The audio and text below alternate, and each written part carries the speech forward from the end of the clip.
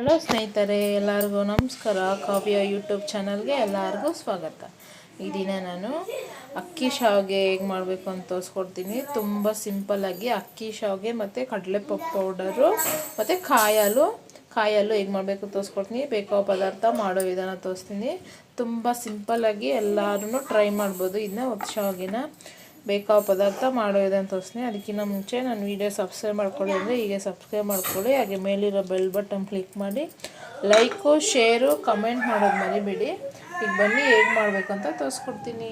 ಬನ್ನಿ ಹೇಗೆ ಮಾಡ್ಕೋಬೇಕು ಮತ್ತು ಬೇಕಾದ ಪದಾರ್ಥ ತೋರಿಸ್ಕೊಡ್ತೀನಿ. ನಾನು ಮೊದಲು ಪಾನಕ ರೆಡಿ ಮಾಡ್ಕೊಳ್ಳೋಣ. ನಾವು ಪಾನಕಗೆ ಬೇಕಾದರೂ ಸ್ವಲ್ಪ ಕಾಯಿ ಮತ್ತು ನಾನು ಒಂದು 5 ಏಲಕ್ಕಿ ತೊಗೊಂಡಿದ್ದೀನಿ. ಸ್ವಲ್ಪ ಹುರ್ಗಡ್ಲೆ, ಇನ್ನು ಕಡಲೆಪಪ್ಪು ಅಂತಾರೆ, ಹಾಗೆ ಹುರ್ಗಡ್ಲೆನ ಸ್ವಲ್ಪ ತೊಗೊಂಡಿದ್ದೀನಿ. ರುಚಿಗೆ ತಕ್ಕಷ್ಟು ನಿಮಗೆ ಬೆಲ್ಲ ಎಷ್ಟು ಬೇಕೋ ಅಷ್ಟು ನೋಡಿ ತಗೊಳ್ಳಿ. ಈಗ ಇದನ್ನೆಲ್ಲ ಒಂದು ಮಿಕ್ಸಿ ಜಾರ್ಗೆ ಸೇರಿಸ್ಕೊಳ್ಳೋಣ. ಹಾಗೆ ಸ್ವಲ್ಪ ಗಸಗಸೆ, ಈಗ ನೋಡಿ ಕಾಯಿ ಮತ್ತು ಹುರ್ಗಡ್ಲೆ ಮತ್ತು ಏಲಕ್ಕಿ ಗಸಗಸೆ ತೊಗೊಂಡಿದ್ದಾನೆ. ಅದನ್ನ ಒಂದು ಮಿಕ್ಸಿ ಜಾರ್ಗೆ ಸೇರಿಸ್ಕೊತಾ ಇದ್ದೀನಿ. ಈ ಥರ ಈಗ ಇದಕ್ಕೆ ಸ್ವಲ್ಪ ನೀರು ಸೇರಿಸ್ಕೊಂಡು ಇದನ್ನ ನೈಸಾಗಿ ಗ್ರೈಂಡ್ ಮಾಡ್ಕೊಬರ್ಬೇಕು. ಈಗ ನಾನು ಗ್ರೈಂಡ್ ಮಾಡ್ಕೊಬರ್ತೀನಿ ನೋಡಿ ನೈಸಾಗಿ. ಈಗ ನಾನು ನೋಡಿ ನೈಸಾಗಿ ಗ್ರೈಂಡ್ ಮಾಡ್ಕೊಂಡಿದ್ದೀನಿ ನೋಡಿ. ಈ ಥರ ನೈಸಾಗಿ ಗ್ರೈಂಡ್ ಮಾಡ್ಕೋಬೇಕು ನಾವು ಇದನ್ನ. ಈಗ ನಾನು ಒಂದು ಪಾತ್ರೆಗೆ ಸೇರಿಸ್ಕೊತೀನಿ ಇದನ್ನು. ಈಗ ನೋಡಿ ನಾವು ರುಬ್ಬಿರೋ ಮಸಾಲೆನ ಕಾಯಿ ಮತ್ತು ಏಲಕ್ಕಿ ಗಸಗಸೆ ಕಡಲೆಪಪ್ಪು ಹಾಕೋದ್ರಿಂದ ನಮಗೆ ಆ ತಿಕ್ನೆಸ್ ಅನ್ನೋದು ಚೆನ್ನಾಗಿ ಬರುತ್ತೆ. ಹಾಗೆ ಟೇಸ್ಟೂ ಅದೇ ಥರ ತುಂಬ ಚೆನ್ನಾಗಿರುತ್ತೆ. ಈಗ ನಾನು ನೋಡಿ ಒಂದು ತಪ್ಪಲೆಗೆ ಸೇರಿಸ್ಕೊಂಡಿದ್ದೀನಲ್ಲ, ಈಗ ಇದಕ್ಕೆ ಒಂದು ಜಾರ್ಗೆ ನೀರು ಸೇರಿಸ್ಕೊಂಡು ಇದನ್ನ ಆ್ಯಡ್ ಮಾಡ್ಕೊತೀನಿ. ನಾನು ನೀರು ನೋಡಿ ಜಾರ್ ತುಂಬ ಸೇರಿಸ್ಕೊತಾ ಇದ್ದೀನಿ. ನೀರು ಸೇರಿಸ್ಕೊಂಡಿದ್ದೀನಿ. ನಾನು ಒಂದು 7 ಜನ ಇಲ್ಲ 8 ಜನ ತಿನ್ಬೋದು ಅಷ್ಟು ಮಾಡ್ತಾಯಿದ್ದೀನಿ. ನಾನು ಒಂದು ಜಾರ್ ತುಂಬ ನೀರು ಸೇರಿಸ್ಕೊತಾ ಇದ್ದೀನಿ. ನಿಮ್ಮ ಮನೇಲಿ ಎಷ್ಟು ಜನ ಇದ್ದಾರೆ, ನೀವು ಎಷ್ಟು ಜನಕ್ಕೆ ಮಾಡ್ಕೊತಾ ಇದ್ದೀರ ಅದ್ರ ಮೇಲೆ ನೋಡಿಕೊಂಡು ನೀರು ಆ್ಯಡ್ ಮಾಡ್ಕೊಳ್ಳಿ. ಈಗ ಇದನ್ನು ಸ್ಟವ್ ಮೇಲೆ ಇಟ್ಕೊಂಡು ಚೆನ್ನಾಗಿ ಒಂದು 2 ಕುದಿ ಬಂದಮೇಲೆ ನಾವು ಬೆಲ್ಲ ಸೇರಿಸ್ಕೋಬೇಕು. ಈಗ ನಾನು ಇದನ್ನ ಕಾಯಿಸ್ಕೊತೀನಿ ನೋಡಿ. ನಾನು ನೋಡಿ ಸ್ಟವ್ ಮೇಲೆ ಇಟ್ಕೊಂಡಿದ್ದೀನಿ. ಈಗ ಇದು 1 ಕುದಿ ಮತ್ತು 2 ಕುದಿ ಬಂದಮೇಲೆ ಬೆಲ್ಲ ಸೇರಿಸ್ಕೊಳ್ಳೋಣ. ನಿಮಗೆ ರುಚಿ ತಕ್ಕಷ್ಟು ನೋಡಿ ಆ್ಯಡ್ ಮಾಡ್ಕೊಳ್ಳಿ. ಈಗ ನಾವು ಇದು ಕುದಿಯೋಷ್ಟರಲ್ಲಿ ನಾವು ಈಗ ಪೌಡರ್ ಮಾಡ್ಕೊಳ್ಳೋಣ. ಬನ್ನಿ ಕಡಲೆಪಪ್ಪು ಪೌಡರು ಇದು ಕುದೀಲಿ. ಈಗ ನಾವು ಕಡಲೆಪಪ್ಪು ರೆಡಿ ಮಾಡ್ಕೊಳ್ಳೋಣ. ಪೌಡರು ಕಡಲೆಪಪ್ಪು ಪೌಡರ್ಗೆ ನಾನೊಂದು ಮಿಕ್ಸಿ ಜಾರ್ ತೊಗೊಂಡಿದ್ದೀನಿ. ಕಡಲೆಪಪ್ಪು ಒಂದು ಬೌಲ್ ಆಗೋಷ್ಟು ತೊಗೊಂಡಿದ್ದೀನಿ. ಸ್ವಲ್ಪ ಉಗುರು ಬೆಚ್ಚಾಗಿ ಮಾಡ್ಕೊಂಡಿದ್ದೀನಿ.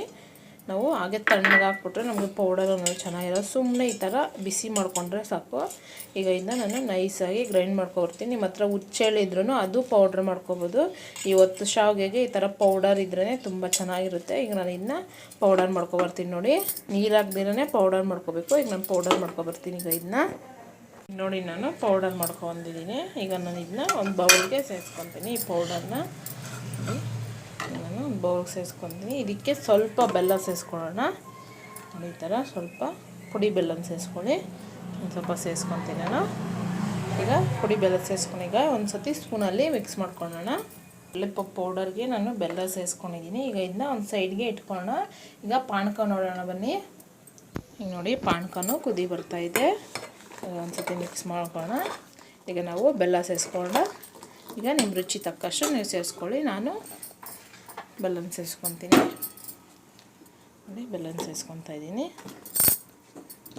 ಈಗ ನಾನು ಇದನ್ನ ಒಂದು 5 ನಿಮಿಷ ಚೆನ್ನಾಗಿ ಕುದಿಸ್ಕೊತೀನಿ. 5 ನಿಮಿಷ ಕುದಿಸ್ಕೊಂಡ್ರೆ ಪಾನಕ ರೆಡಿ ಅಂತ. ಈಗ ಪಾನಕ ರೆಡಿ ಆಗಿದ ತಕ್ಷಣ ನಾವು ಒತ್ತೋ ಶಾವಿಗೆ ಹೇಗೆ ಮಾಡಬೇಕಂತ ತೋರಿಸ್ಕೊಡ್ತೀನಿ. ಈಗ ನೋಡಿ ಪಾನಕ ಚೆನ್ನಾಗಿ ಕುದ್ದಿದೆ. ಈಗ ಇದು ಪಾನಕ ರೆಡಿಯಾಗಿದೆ. ನೀವು ಸ್ವೀಟ್ ಕಮ್ಮಿ ನೋಡಿಕೊಂಡು ಕಮ್ಮಿ ಇದ್ದರೆ ಆ್ಯಡ್ ಮಾಡ್ಕೊಳ್ಳಿ ಸ್ವಲ್ಪ ಬೆಲ್ಲ. ಈಗ ನಾನು ಇದನ್ನ ಸ್ಟವ್ ಆಫ್ ಮಾಡಿಕೊಂಡು ಈಗ ಒತ್ತೋ ಶಾವಿಗೆ ಹೇಗೆ ಮಾಡಬೇಕು ಅಂತ ತೋರಿಸ್ಕೊಡ್ತೀನಿ. ಈಗ ಒತ್ತೋ ಶಾವಿಗೆ ಹೇಗೆ ಮಾಡಬೇಕು ಅಂತ ತೋರಿಸ್ಕೊಡ್ತೀನಿ. ನಾನು ಅಕ್ಕಿ ಹಿಟ್ಟಲ್ಲಿ ಮಾಡ್ತಾಯಿರೋದು. ನಾನು ನೋಡಿ ತಪ್ಪಲೆದಲ್ಲಿ ನೀರು ಇಟ್ಕೊಂಡಿದ್ದೀನಿ. ನಿಮಗೆ ಅಳತೆ ಬೇಕಾದರೆ ನೋಡಿ ಈ ತಪ್ಪಲೆದಲ್ಲಿ ನಾನು ಇದರಲ್ಲಿ ಚೊಂಬಲ್ಲಿ ನಾನು 1 ಚೊಂಬಾಗಷ್ಟು ಹಸಿಟ್ಟು ತೊಗೊಂಡಿದ್ದೀನಿ. ನೀವು 2 ಚೊಂಬಾಗುವಷ್ಟು ನೀರು ಸೇರಿಸ್ಕೋಬೇಕು. ಈಗ ನಾನು ನೀರು ಚೊಂಬಿಗೆ ಸೇರಿಸ್ಕೊಂಡು ಈಗ ಸ್ಟವ್ ಆನ್ ಮಾಡಿಕೊಂಡು ನೀರನ್ನ ಚೆನ್ನಾಗಿ ಕುದಿಸ್ಕೊಂಡು ಈಗ ಸ್ವಲ್ಪ ಅಕ್ಕಿ ಹಿಟ್ಟನ್ನ ಸೇರಿಸ್ಕೊಳ್ಳೋಣ. ಈ ಥರ ಹಾಕ್ಕೊಳ್ಳೋದ್ರಿಂದ ನಮಗೆ ಗಟ್ಟಿ ಆಗೋಲ್ಲ ಮತ್ತು ಉಂಟೆ ಕಟ್ಟಲ್ಲ. ಹಾಗೆ ಚೆನ್ನಾಗಿ ನಾವು ನಾದ್ಕೋಬೋದು. ಈಗ ನಾನು ಹಸಿಟ್ಟು ಸೇರಿಸ್ಕೊಂಡಿದ್ದೀನಿ. ಈಗ ಚೆನ್ನಾಗಿ ಇದು ಕುದೀಲಿ. ಈಗ ನೋಡಿ ಸ್ವಲ್ಪ ಒಂದು ಸ್ಪೂನ್ ತುಪ್ಪ ಸೇರಿಸ್ಕೊತೀನಿ. ಈ ಥರ ತುಪ್ಪ ಸೇರಿಸ್ಕೊಳ್ಳೋದ್ರಿಂದ ನಮಗೆ ಆ ಹಿಟ್ಟು ಅನ್ನೋದು ಚೆನ್ನಾಗಿ ಸ್ಮೂತಾಗಿ ನೈಸಾಗಿರುತ್ತೆ. ಹಾಗೆ 1 ಕಲ್ಲು ಉಪ್ಪು ಸೇರಿಸ್ಕೊತೀನಿ ನಾನು. ಈಗ ಇದು ನೀರು ಚೆನ್ನಾಗಿ ಕುದಿಬೇಕು ನಮಗೆ. ನೋಡಿ ಈಗ ನೀರು ಕುದೀತಾ ಇದೆ. ಇದನ್ನು ಚೆನ್ನಾಗಿ ಕುದಿಬೇಕು, ನಮಗೆ ಬಬ್ಬಲ್ಸ್ ಥರ ಚೆನ್ನಾಗಿ ಕುದಿಬೇಕು. ನೋಡಿ ನೀರು ಚೆನ್ನಾಗಿ ಕುದ್ದು ಮರಳ್ತಾ ಇದೆ. ಈಗ ನಾವು ಹಸಿಟ್ಟು ತೊಗೊಂಡಿದ್ರಲ್ಲ ಅಕ್ಕಿ ಹಸಿಟ್ಟು ಅದನ್ನ ಸೇರಿಸ್ಕೊಳ್ಳೋಣ. ನಾನು ಅಕ್ಕಿ ಹಸಿಟ್ಟು ಸೇರಿಸ್ಕೊತೀನಿ ನೋಡಿ. ಈಗ ಇದನ್ನ ಚೆನ್ನಾಗಿ ಮುದ್ದೆ ಕೋಲು ಇರುತ್ತಲ್ಲ ಅದರಲ್ಲಿ ಚೆನ್ನಾಗಿ ನಾದ್ಕೋಬೇಕು. ಈಗ ನಾವು ಸ್ವಲ್ಪನೇ ಹಾಕ್ಕೊಂಡು ಈ ಥರ ನಾದ್ಕೊಳ್ಳಿ. ನೋಡಿ ಈ ಥರ ನಾದ್ಕೊತಾ ಇದೆ, ಚೆನ್ನಾಗಿ ನಾದ್ಕೋಬೇಕು. ಈಗ ನಾನು ಇನ್ನೂ ಸ್ವಲ್ಪ ಹಸಿಟ್ಟು ಸೇರಿಸ್ಕೊತೀನಿ. ಈಗ ನಾನು ನೋಡಿ ಚೆನ್ನಾಗಿ ನಾದ್ಕೊಂಡಿದ್ದೀನಿ. ಸ್ವಲ್ಪ ಕೈ ತ್ಯಾಮ ಮಾಡಿಕೊಂಡು ಈ ಥರ ನೋಡ್ಕೊಳ್ಳಿ. ನಿಮಗೆ ಹಸಿಟ್ಟು ಕಮ್ಮಿ ಆಗಿದ್ದರೆ ನೋಡಿ ಈ ಥರ ಮಾಡ್ಕೊಂಡಿದ್ದರೆ ನಮ್ಮ ಕೈಗೆ ಅಂಟ್ಕೊಂಡಿದ್ರೆ ಈಗ ಹಸಿಟ್ಟು ಚೆನ್ನಾಗಿ ಕರೆಕ್ಟಾಗಿ ಸರೋಗಿದೆ ಅಂತ. ಈಗ ನಾನು ಒಂದು 5 ನಿಮಿಷ ಇದೇ ಥರ ಬೇಯಿಸ್ಕೊತೀನಿ ನೋಡಿ. ಸ್ವಲ್ಪನೂ ಗಂಟಿಲ್ದಿರೇ ನಾವು ನಾದ್ಕೋಬೇಕು ಇದನ್ನ. ಈಗ 5 ನಿಮಿಷ ಆಗಿದೆ. ಈಗ ನಾನು ಸ್ಟವ್ ಆಫ್ ಮಾಡಿಕೊಂಡು ಈಗ ಇದನ್ನ ಕೆಳಗೆ ಇಳಿಸ್ಕೊತೀನಿ ನೋಡಿ. ಈಗ ನಾನು ನೋಡಿ ಇದನ್ನ ಕೆಳಗೆ ಇಳಿಸ್ಕೊಂಡಿದ್ದೀನಿ ತಪ್ಪಲೆನ. ಈಗ ನಾನು ಒಂದು ಪ್ಲೇಟಿಗೆ ಸ್ವಲ್ಪ ನೀರು ಸೇರಿಸ್ಕೊಂಡಿದ್ದೀನಿ. ಹಾಗೆ ಒಂದು ಬೌಲಲ್ಲಿ ನೀರು ಇಟ್ಕೋಬೇಕು. ಈಗ ನಾನು ನೋಡಿ ಪ್ಲೇಟ್ಗೆ ಈ ಥರ ನೀರು ಸೇರಿಸ್ಕೊಂಡು ಈಗ ಸ್ವಲ್ಪ ಇದು ಹಸಿಟ್ಟನ್ನ ಎತ್ಕೊಂಡು ನಾವು ಹಿಟ್ಟು ಮಾಡೋದ್ರ ಅದನ್ನ ತೊಗೊಂಡು ಈ ಪ್ಲೇಟಿಗೆ ಸೇರಿಸ್ಕೋಬೇಕು. ನೋಡಿ ಈ ಥರ ಕೈ ಸ್ವಲ್ಪ ತ್ಯಾಮ್ ಮಾಡಿಕೊಂಡು ಇದನ್ನ ನೋಡಿ ಈ ಥರ ಸ್ವಲ್ಪನೂ ಗಂಟು ಇಲ್ದೇ ಈ ಥರ ನಾದ್ಕೋಬೇಕು. ನೋಡಿ ಈ ಥರ ಇಷ್ಟ ಆದರೆ ಸಾಕು. ಇದನ್ನ ಒಂದು ಪ್ಲೇಟಿಗೆ ಸೇರಿಸ್ಕೊಳ್ಳೋಣ. ಈಗ ಇದೇ ಥರ ಎಲ್ಲನೂ ನಾದ್ಕೊತೀನಿ ನಾನು ನೋಡಿ. ನಾನು ಎಲ್ಲನೂ ಅದೇ ಥರ ನೋಡಿ ಈ ಥರ ಉಂಡೆ ಮಾಡಿ ಇಟ್ಕೊಂಡಿದ್ದೀನಿ. ನಾನು ಈ ಕಡೆ ಇಡ್ಲಿ ಕುಕ್ಕರನ್ನು ತೊಗೊಂಡಿದ್ದೀನಿ. ಅದನ್ನು ಸ್ವಲ್ಪ ನೀರು ಸೇರಿಸ್ಕೊಂಡು ಬಿಸಿಗೆ ಇಟ್ಕೊಂಡಿದ್ದೆ. ಈಗ ಇಡ್ಲಿ ಪ್ಲೇಟ್ನ ಸೇರಿಸ್ಕೊಳ್ಳೋಣ.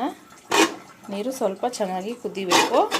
ನಾನು ಇಡ್ಲಿ ಪಾತ್ರೆ ಈಗ ನಾನು ನೀರು ಚೆನ್ನಾಗಿ ಕುದೀತಾ ಇದೆಯಲ್ಲ ಒಂದು ಪ್ಲೇಟ್ ಸೇರಿಸ್ಕೊಂಡಿದ್ದೀನಿ ಇಡ್ಲಿ ಪ್ಲೇಟು. ಈಗ ನಾವು ಮಾಡಿಟ್ಕೊಂಡಿದ್ದೆಲ್ಲ ಈ ಥರ ಉಂಡೆನ ಇದನ್ನ ಸ್ವಲ್ಪ ಎಲ್ಲನೂ ಈ ಥರ ಒಂದು 5 ಮಿನಿಟ್ಸು ಸ್ಟೀಮ್ ತೊಗೋಬೇಕು. ನಮಗೆ ಚೆನ್ನಾಗಿ ಇದು ಬಾಯ್ಲ್ ಆಗಬೇಕಲ್ಲ ಅದರಿಂದ ಈಗ ನಾನು ಎಲ್ಲನೂ ಈ ಥರ ಇಟ್ಕೊಂಡು ಸ್ವಲ್ಪ ಹೊತ್ತು ಸ್ಟೀಮ್ ತೊಗೊತೀನಿ ಒಂದು 5 ನಿಮಿಷ. ಈಗ ನಾನು ಪ್ಲೇಟು ಕ್ಲೋಸ್ ಮಾಡ್ತೀನಿ ನೋಡಿ. ಈ ಥರ ಮಾಡೋದ್ರಿಂದ ನಮಗೆ ಒತ್ತು ಶಾವಿಗೆ ಅನ್ನೋದು ತುಂಬ ಚೆನ್ನಾಗಿರುತ್ತೆ. ಈಗ ನಾನು ಒಂದು 5 ನಿಮಿಷ ಚೆನ್ನಾಗಿ ಇದನ್ನ ಬಾಯ್ಲ್ ಮಾಡ್ಕೊತೀನಿ. ಈಗ 5 ನಿಮಿಷ ಆಗಿದೆ. ಈಗ ನಾವು ಇಡ್ಲಿ ಕುಕ್ಕರು ಲಿಡ್ ಕ್ಲೋಸ್ ಮಾಡಿ ಓಪನ್ ಮಾಡಿ ನೋಡೋಣ. ನೋಡಿ ಚೆನ್ನಾಗಿ ಬಾಯ್ಲ್ ಆಗಿದೆ ನೋಡಿ. ಈಗ ನಾನು ಸ್ಟವ್ ಆಫ್ ಮಾಡಿಕೊಂಡು ಇದನ್ನು ಶಾವಿಗೆ ಹೊತ್ಕೊಳ್ಳೋಣ. ಈಗ ನಾನು ಒತ್ತ ಶಾವಿಗೆನ ನಾನು ಚಕ್ಲಿ ಮೇಕರಲ್ಲಿ ಮಾಡ್ತಾ ಇರೋದು ನೋಡಿ. ಈ ಥರ ಸಣ್ಣದು ಇರುತ್ತಲ್ಲ ಅದರಲ್ಲಿ ಮಾಡ್ಕೋಬೇಕು ನಾವು. ಈಗ ನಾನು ಸೇರಿಸ್ಕೊತೀನಿ. ಇದ್ರ ಸುತ್ತ ಎಣ್ಣೆ ಆಗಲಿ ಇಲ್ಲ ನೀರಾಗಲಿ ಆ್ಯಡ್ ಮಾಡ್ಕೋಬೇಕು. ನಾನು ನೀರು ಸೇರಿಸ್ಕೊಂಡಿದ್ದೀನಿ. ನೀರು ನೋಡಿ ಈ ಥರ ಸ್ಪ್ರೆಡ್ ಮಾಡ್ಕೋಬೇಕು ಎಲ್ಲದಕ್ಕೂ.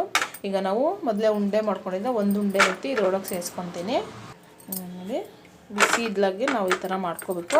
ನಾನು ಸೇರಿಸ್ಕೊಂಡಿದ್ದೀನಿ. ಈಗ ನಾನು ಕ್ಲೋಸ್ ಮಾಡಿ ಇದನ್ನ ಮುಚ್ಚಳ ಹಾಕ್ಕೋಬೇಕು. ನಾನು ಈಗ ಮುಚ್ಚಳ ಸೇರಿಸ್ಕೊತೀನಿ ನೋಡಿ.